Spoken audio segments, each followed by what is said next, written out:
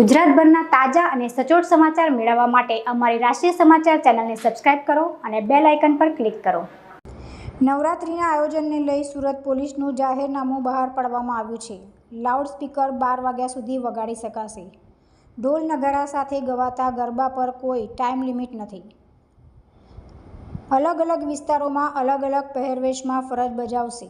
ઘોડેસવારો તેમજ ડ્રોન સર્વેલન્સનો પણ આ વર્ષે ઉપયોગ કરાશે। રાજકોટની ઘટના બાદ ડોમમાં નવરાત્રિના આયોજકોને તમામ સ્ટ્રક્ચર બાબતે તપાસ પછી મંજૂરી મળશે।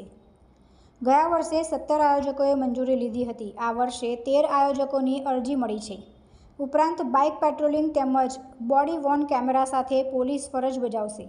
મોટી નવરાત્રિના આયોજનોમાં સી ટીમ ફરજ બજાવશે।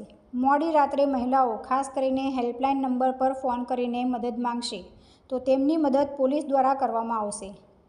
ડીસીપી હેતલ પટેલે કહ્યું કે પોલીસની સી ટીમ પરંપરાગત પરિવેશમાં ગરબાના ગ્રાઉન્ડમાં રહેશે। આ સાથે ડ્રોન સર્વેલન્સ પણ કરવામાં આવશે।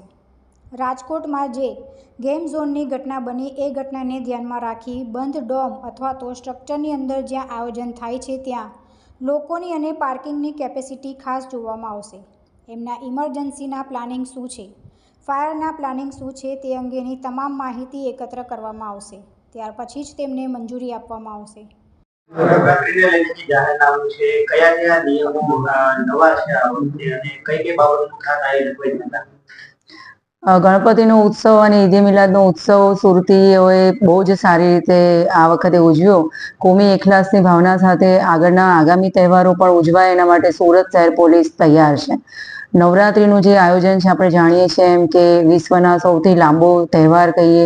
રાત્રિમાં ખૂબ મોડા સુધી શેરી ગરબાઓ ચાલતા હોય છે।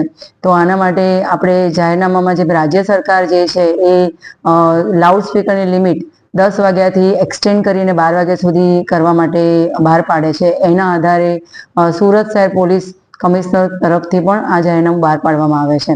જે લાઉડસ્પીકર માટે હોય છે સરકારની જે નેમ છે એ પ્રમાણે શેરી ગરબાને પ્રોત્સાહન આપવા માટે શેરી ગરબામાં જે ગરબા મોડા સુધી ચાલતા હોય છે જે વિધાઉટ લાઉડસ્પીકર પરંપરાગત વાજિંત્ર ઢોલ નગારા સાથે વાગતા હોય તો એને બંધ કરવાની જરૂરિયાત હોતી નથી। સ્ટ્રક્ચર સ્ટેબિલિટી રિપોર્ટ વ્યવસ્થિત રીતે ચકાસણી કરવામાં આવશે। ત્યાર પછી જ તેમને લાયસન્સ મળશે। તુલસી શર્મા સાથે રાષ્ટ્રીય સમાચાર સુરત।